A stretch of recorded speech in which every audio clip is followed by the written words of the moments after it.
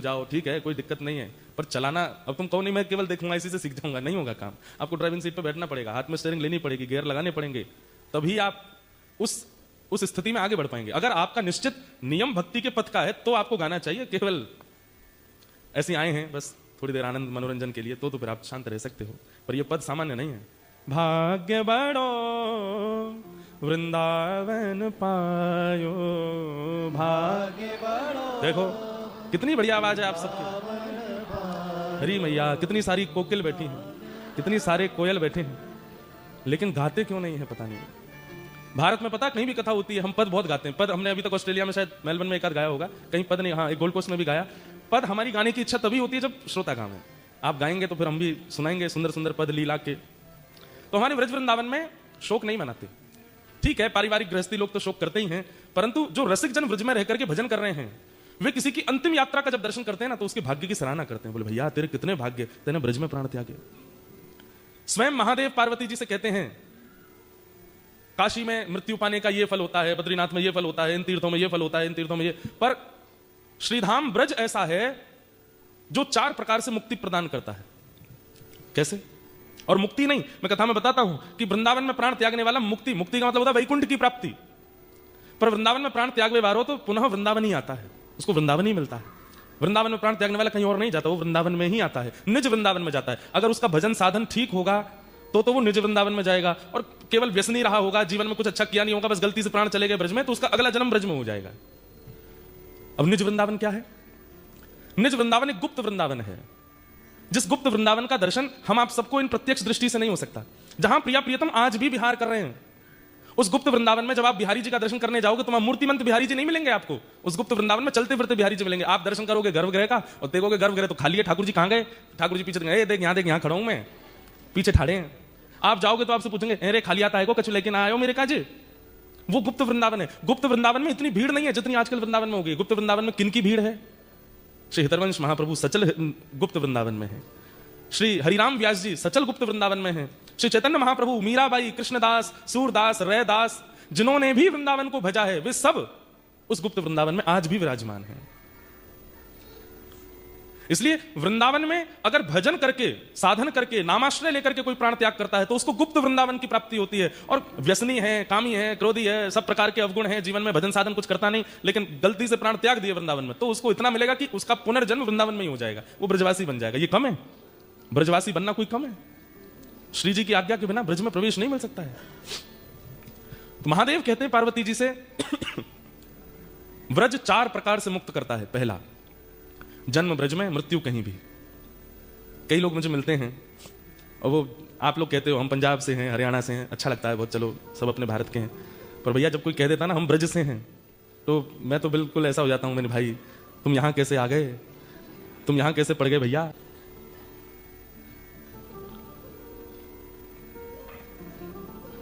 तीन 4 cars are parked in government bus depot next to venue. They are complaining to move the cars. They will report and also closing soon. तो इसलिए भैया ये जिन्होंने भी अपनी गाड़ी जो है बस डिपोट के आसपास पार्क की है गलत जगह पे, और अपनी गाड़ी को व्यवस्थित कर आए, और कहीं शर्म के मारे नहीं उठ रहे हो, हम उठेंगे सब हमको देखेंगे, उठो तो ऐसे ऐसे करके उठ जाना, अभी आता हूँ। क्या है पीछे क्यों देख रहे हो, सब इधर देखो। हाँ कथा, वो अपने काम से पानी पीने जा रहे हैं, आप क्यों देख रहे हो उनको? धन्य है भैया। देखो हमारी एक बात सुनो, आप लोग बहुत व्यवस्थित तरीके से अगर अपनी गाड़ी वाड़ी पार्क कर आओगे, भारत तो है नहीं है, तो हमारे लिए अच्छा होगा आगे, नहीं तो फिर आगे फिर हमको कथा करने के लिए बोलेंगे देखो आपके श्रोता आते हैं वो ऐसा ऐसा करते हैं, आपको कथा नहीं करने देंगे, इसलिए आप सब लोग भाव रखो। तो हम क्या बता रहे थे? महादेव कहते हैं कि जन्म ब्रज में, पहली श्वास ब्रज में ली है, मां के गर्भ से आने के बाद जो प्रथम कण वायु का भीतर गया वो ब्रज का गया। जन्म ब्रज में, मृत्यु कहीं भी हो। दूसरा, जन्म कहीं भी, मृत्यु ब्रज में हो। तीसरा, जन्म भी कहीं हो गया हो, मृत्यु भी कहीं हो गई हो, लेकिन मृत्यु काल के समय व्रज का स्मरण आ गया हो, वृंदावन की याद आ गई हो। यमुना जी कल कल करके बह रही हैं, किसी घाट है, सुंदर प्रिया प्रियतम विहार कर रहे हैं, श्री राधा रमण राधा वल्लभ जी का सुंदर भाव दर्शन हो रहा है, वृंदावन के रसिक संतों की अनुभूति हो रही है, और उसी समय प्राण चले जाएं। या कोई वृंदावन वृंदावन गा रहा था और खूब भाव से वृंदावन का स्मरण करते करते करते कुछ हुआ और चला गया, अंतिम क्षण में, जन्म कहीं भी, मृत्यु कहीं भी, लेकिन अंतिम क्षण में ब्रज याद आ चुका है। अभी भी अगर आपसे पूछा जाए कि आप 11 साल के थे तब आपने क्या क्या किया, आपको याद नहीं होगा। पर ऐसा कहीं कहीं वर्णन आता है कि अंतिम समय यदि कोई व्यक्ति अपने प्राण त्याग रहा होता है तो उसको उस समय अपना पूरा जीवन याद आता है। मेरा वहां जन्म हुआ था, ये मेरी माताजी थी, ये मेरे पिताजी थे, बचपन में मैं ऐसे वस्त्र पहन के घूम रहा था, 11 वर्ष का जब हुआ तब मेरे जीवन में एक मित्र आया, 15 वर्ष की आयु में मैं स्कूल में ऐसे जाता था, मेरी उससे लड़ाई हो गई थी, 18 साल की उम्र में मैंने कॉलेज ज्वाइन किया, यूनिवर्सिटी में पढ़ता था, फिर इससे मेरा ब्याह हुआ, ये बच्चे हुए। जीवन की एक एक चीज याद आ जाएगी, किसको पैसे दिए, किससे लिए, और ये आप करोगे नहीं अपने आप। कई बार ऐसा होता है ना कि जैसे कंप्यूटर पुराने जब होते थे, अभी लैपटॉप और आईपैड का जमाना आ गया, फोन का जमाना, पर कंप्यूटर को जब आप शटडाउन करते थे तो वो सारी फाइल्स को पहले मिनिमाइज करता था जितनी खुली हुई हैं, उसके बाद वो बंद होता था। ऐसे ही जब आपका ब्रेन समाप्ति की ओर जाता है, मृत्यु की ओर जाता है, तो सारी फाइल्स को डिलीट करता है और वो डिलीट होते होते आपको याद आती है। लेकिन इस पूरी स्मृति में यह याद नहीं आएगा कि आपने सिडनी में कथा सुनी थी, ठाकुर जी का स्मरण नहीं आएगा। आपको इस पूरी स्मृति में यह याद नहीं आएगा कि वृंदावन गए थे तो श्री राधा रमन लाल जी का दर्शन कैसा था, राधा वल्लभ जी का दर्शन कैसा था, श्री यमुना जी का रंग कैसा था, वृंदावन की रज कैसी थी, वृंदावन के संत कैसे थे। भगवत संबंधी कोई भी बात उस समय स्मृति में नहीं आएगी। क्यों? क्योंकि वे केवल हमारे लिए ऑर्डिनरी थे, हम केवल उनको कभी कभी करते थे, वो प्रायोरिटी नहीं थी। प्रायोरिटी जिसको दी है अथाह से ज्यादा, वो सब याद आएंगे, ठाकुर जी स्मरण में नहीं आते। तो बोले उसकी स्मृति के लिए क्या करें? बोले इतना स्मरण करो, इतना स्मरण करो कि वही स्मृति में रहे, ताकि अंतिम समय में और कुछ याद ना आए, केवल ठाकुर जी याद आए और कुछ स्मृति में ना आवे। देख लिया, गोल्ड कोस्ट देख लिया, यूएस देख लिया, कनाडा देख लिए, पर व्रज सा कोई नहीं, वृंदावन सा कोई नहीं। नैन फूट जाएं जो को और को निहारे, वाणी नाश जाए राधा रमण ना पुकारे। वो नैन फूट जाए जो किसी और को देखें, और वो वाणी नष्ट हो जाए जो श्री राधा रमण ना कहती हो। तो पहला, जन्म वृंदावन में, मृत्यु कहीं भी। दूसरा, जन्म कहीं भी, मृत्यु वृंदावन में। तीसरा, जन्म कहीं भी, मृत्यु कहीं भी, लेकिन अंतिम समय में व्रज का स्मरण। और चौथा तो इतना कमाल का बताते हैं महादेव। महादेव कहते हैं पार्वती जी, जन्म कहीं भी, मृत्यु कहीं भी, और अंतिम क्षण में व्रज का स्मरण भी नहीं हुआ। प्राण चले गए, अर्थी तैयार हो गई, उसके शव को शमशान घाट ले जाया जा रहा था, और जब उसका शव शमशान की ओर जा रहा था तब उसकी शव यात्रा में एक ब्रजवासी सम्मिलित हो गया। केवल ब्रजवासी के आने से उसको सदगति प्राप्त हो जाएगी। इतने प्रिय हैं ठाकुर जी को ब्रजवासी की। कोई ब्रजवासी किसी की शव यात्रा में चला जाए, ठाकुर जी उसको भी मुक्त कर देते। अच्छा, इसने जीवन पर पाप की, पर कोई ब्रजवासी इसकी शव यात्रा में था, ब्रज का कोई इसकी शव यात्रा में था, मुक्त करो। इसलिए हमारे व्रज वृंदावन में शोक मनाते हैं गृहस्थी जन, पर जब रसिक जन, नाम जापक, साधु संत महात्मा जो व्रज में रहते हैं, वो किसी की अर्थी देखते हैं ना, दूर से बलैया लेते हैं, बोले वाह भैया भाग्य बढ़ो, वृंदावन पायो, तेरे कितने भाग्य हैं। जा रज को सुर नर मुनि वंचित, जा रज को सुर नर मुनि वंचित, शिव शंकर सिर नायो, हाँ शिव शंकर सिर नायो, भाग्य बढ़ो वृंदावन पायो, भाग्य बढ़ो वृंदावन पायो। इसलिए भैया भारतीयों को तो हम ये कहते हैं कि आप लोग बस प्रयास करना कि अंतिम श्वास ब्रज में जाए, लेकिन आपसे तो हम इतना निवेदन कर सकते हैं, भले ही आप यहाँ के नागरिक बन गए हो, पीआर हो गया, सब कुछ यही है, पर फिर भी ठाकुर जी से नित्य प्रार्थना करो, नाथ हमें नहीं पता हमारे प्राण के समय क्या कब है, प्राण जाने का समय कब है, आप सब जानते हो, बस ऐसी कोई योजना बना देना, सब करें यहीं पे, पर श्वास जब जाने का समय आवे तो हम कैसे किसी बहाने भारत आ जाएं, वृंदावन आ जाएं। भारत को आप सामान्य मत समझिए, भागवत जी में इतनी महिमा है भारत की। भारत भूषण भूतम एतत्, ठीक है यहाँ व्यवस्थाएं बहुत हैं, व्यवस्थाएं बहुत अच्छी, लेकिन अवस्था तो भारत की अच्छी, इसलिए भारत, वहां प्राण जाएं उसकी योजना बनाइए। आप कहेंगे महाराज जी कैसी बात कर रहे हो, हम सच धज के यहाँ बैठे हैं, आप बेमतलब में बैठते ही जो है ये योजना बनवा रहे हो मृत्यु की। भैया आप कहोगे तो फिर मैं वही व्यवहारिक बात करने लग जाऊं जो आप सबसे करते हो। व्यवहार की चर्चा तो सबसे होती ही है, वास्तविक चर्चा तो यहीं से हो सकती है ना। आज हमारा तिथि से जन्मदिन है, इसलिए हम वो बात करें जो वास्तविक है। धन्यवाद धन्यवाद धन्यवाद, बस बस बस धन्यवाद आपका। आप में से कितने लोगों को अपने तिथि का जन्मदिन याद है, हाथ ऊपर करो, बताओ। इतने हजारों में से कुछ 100 निकल के आए हैं बस। अब हमारी एक बात सुनिए, अपना जो डे वाला जन्मदिन आता है ना, जो डे होता है, जैसे किसी का 1 जनवरी 2 फरवरी आदि आदि जो भी, उस पर तो आप अपने संसारी जीवों को, संसारी मित्रों को, संसारी संबंधियों को, संसारी जो आपके संसार के जो लोग हैं उन सबके साथ आनंद किया करो, पर अपने तिथि के जन्मोत्सव अपने सेवा के ठाकुर जी के साथ किया करो। जिनकी आप सेवा करते हो, जिनकी आपकी आराधना है घर में, उनके सन्मुख तो आप तिथि का जन्मोत्सव ही मनाओ, क्योंकि वो डे वाला जन्मदिन आपके जानते नहीं है, वो तिथि वाला ही जानते हैं। इसलिए तिथि वाले जन्मोत्सव को प्रधानता दिया करो, उसमें गौ सेवा करो, ठाकुर सेवा करो, माता पिता को प्रणाम करो, स्वयं तिलक लगाकर, मतलब एक जन्मदिन में ट्रीट सबको दो और एक जन्मोत्सव में केवल खुद को दो और किसी को नहीं देना। अकेले ही चले जाना, घूम आना हर बार, वहां बैठ करके नाम जप कर आना थोड़ी देर, वो जो समुद्र है उसी को ही महासागर मान लेना, उसी में क्षीर सागर में भगवान लेटे हैं ऐसा भाव रख लेना। कुछ सेवा कर आना अनाथालय में, वृद्धाश्रम में, आदि आदि जो भी यहाँ होते हैं। उस दिन केवल अपने आप को ट्रीट देनी है। क्यों? वो आपका तिथि से जन्मोत्सव है। जन्मदिन पर हम उत्सव क्यों मनाते हैं कि हे नाथ, हम आपको धन्यवाद देते हैं कि आपने इस तिथि पर हमको इस संसार में भेजा। भगवान श्रीमद् भागवत में कहते हैं मेरी सबसे बड़ी कृपा व्यक्ति के ऊपर क्या है कि वो मानव है। नृदेहमाद्यम सुलभम सुदुर्लभम प्लवम सुकल्पम गुरु कर्णधारम मयानुकूलेन नभस्वते ऋतम पुमान भवाब्धिम न तरेत्स आत्मः। इतने दिन से भाग रहे हैं आपके ऑस्ट्रेलिया की हवा, अब जाके लगी हमको। शरीर हमारा जो है वो हमसे बहुत परेशान है। बोले भाई दुनिया के आदमी कहीं विदेश जाते हैं, जेट लैग होता है, 2 दिन में ठीक होते हैं। हम जिस दिन पहुंचे उसी दिन से कथा करने लगे और अभी तक हमको पता ही नहीं चल रहा कि हमारा जेट लैग ठीक हुआ है कि नहीं। और बेचारा जैसे तैसे वो जेट लैग ठीक होगा, हम 24 को चले जाएंगे कनाडा, ऑल द वे दूसरी दुनिया। तो बिल्कुल उल्टा है, यहां से विपरीत है।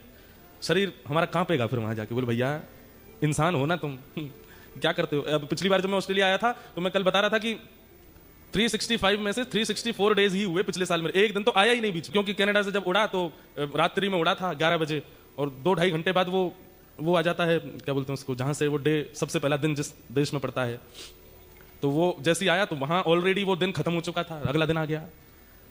तो मैं जैसे मान लीजिए कि उड़ा था 1 तारीख को और यहां पहुंचा 3 तारीख को, 2 तारीख आई नहीं बीच में, तो पिछले साल का मेरा एक दिन अभी बाकी है। वो 365 दिन पूरे जिए नहीं है, इस साल का पता नहीं क्या होगा। तो ठाकुर जी कहते हैं कि मेरी सबसे बड़ी कृपा क्या है व्यक्ति के ऊपर कि उसको मैंने मानव बनाया। आपको पता है मानव बनना बहुत सामान्य बात नहीं है। 84 लाख योनियां हैं। कितनी योनियां? 84 लाख, 84 लाख योनियां, मतलब कितने जीव होते हैं हम जानते ही नहीं उनको। जल के अलग, थल के अलग, वायु के अलग, और कर्मानुसार हमको सब में जाना पड़ता है। सब बदलते रहते हैं, कभी कुछ बनते हैं, कभी कुछ बनते हैं। कभी कहते हैं कि हर मृत्यु के बाद हम ठाकुर जी से प्रार्थना करते हैं, एक बार, बस एक बार आप मुझे मौका देके देखिए, मानव बनाइए, मैं ऐसा कर्म करूंगा कि आप मुझ पर प्राउड फील करेंगे। ठाकुर जी अभी नहीं, चल छिपकली बन अभी जाके। फिर मृत्यु के बाद ठाकुर जी अब कृपा कर दो, नहीं अभी कॉकरोच बनो, जाओ अभी बिच्छू बनो, जाओ मछली बन जाओ, चलो अरे बहुत रोता है तो चल बड़ी मछली, वेल मछली बन जा। ठाकुर जी हमको बार बार भेजते रहते हैं। हम हर बार मृत्यु के बाद ठाकुर जी से प्रार्थना करते हैं। क्यों? क्योंकि इस पूरे चक्र से बचने का एक ही द्वार है, मानव देह, और वो ठाकुर जी किसी को नहीं देते। जब बहुत प्रार्थनाएं हो जाती हैं, हमारी प्रार्थना हम पर ठाकुर जी को जब बहुत दया आ जाती है, तब ठाकुर जी कहते हैं अच्छा बना दे मानव। बोले बना दीजिए।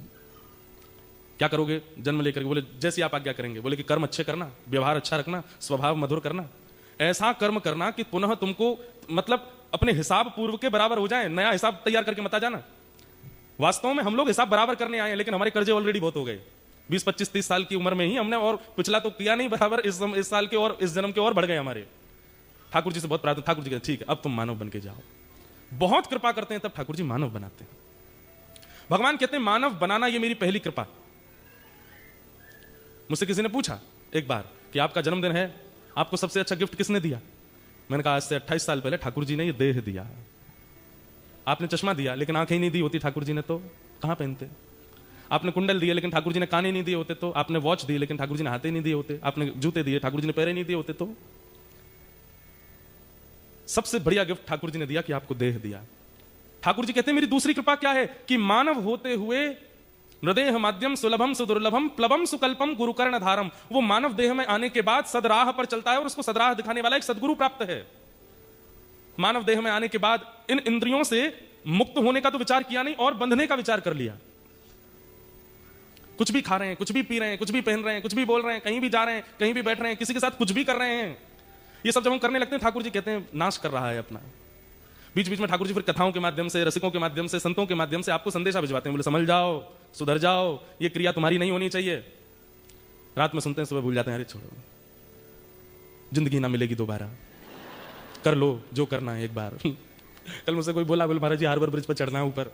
मैंने कहा अरे कर लेंगे, क्या करना ऊपर चढ़ के, हमारी जिंदगी नहीं मिलेगी दोबारा, एक बार अभी आप ऑस्ट्रेलिया आए हो चढ़ जाओ एक बार। तो हम व्यसनों के लिए ये सब व्यसन नहीं है, ये तो चलिए ठीक है, थोड़ा एक्सप्लोर करना चाहिए, वो तो अच्छा ही है, पर व्यसनों के लिए भी हम ये विचार करते हैं एक बार ये ट्राई करके देखना चाहिए, एक बार ये वाला धुआं उड़ा के देखो, एक बार ये वाला पानी पी के देखो, पीला वाला। क्यों करते हैं हम ऐसा?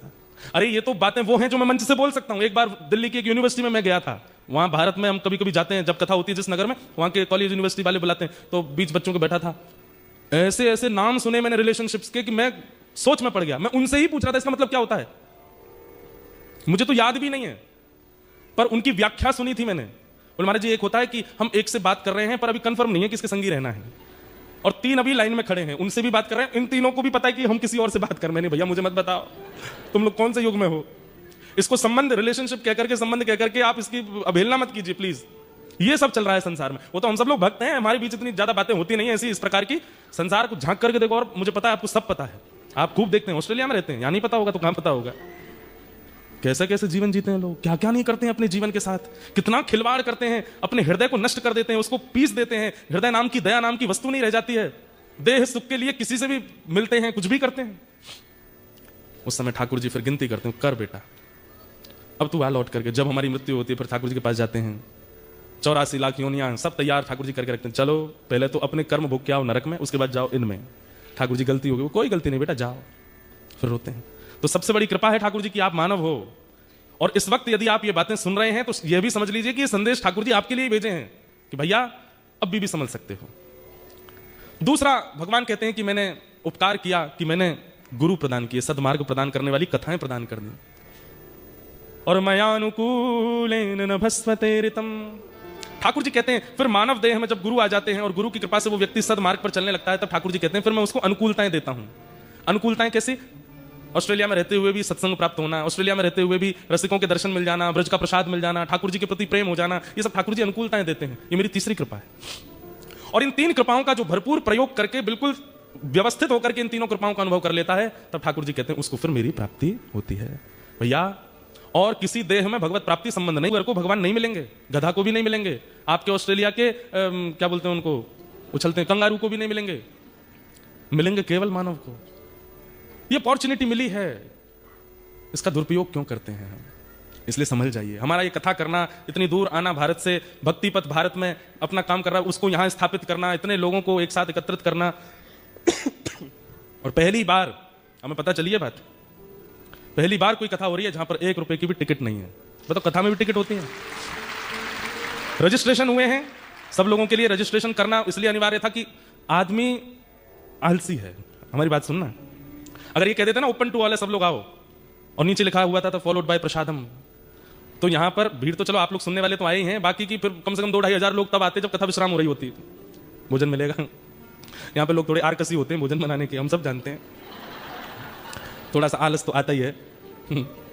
तो वो सब होता। तो फिर मैंने एक चीज कही, मैंने एक काम करो 1 2 3 स्टेप थोड़ा रख लो, तो आलसी जीव होगा ना वो करने में थोड़ा कतराएगा, रजिस्ट्रेशन नहीं करेगा, इसलिए हमने केवल एक रजिस्ट्रेशन नाम धर दिया, उसमें कोई फीस दक्षिणा कुछ ली नहीं गई है। तो ये सब आपके लिए यहाँ सुलभता प्राप्त हो रही है, इसलिए हो रही है कि ठाकुर जी चाहते हैं कि आप अपने सदगति करो, भगवत प्राप्ति के लिए मार्ग में बढ़ो। जिस देश में, जिस वेश में, परवेश में रहो, राधा रमण, राधा रमण, राधा रमण कहो। जिस देश में, जिस वेश में, परवेश में रहो, राधा रमण, राधा रमण, राधा रमण कहो। जिस हाल में, जिस काल में, जिस हाल में, जिस काल में, जिस चाल में रहो, जिस चाल में रहो, जिस रंग में, जिस ढंग में, जिस रंग में, जिस ढंग में, जिस संग में रहो, जिस संग में रहो। क्या करो? राधा रमण, राधा रमण, राधा रमण कहो, राधा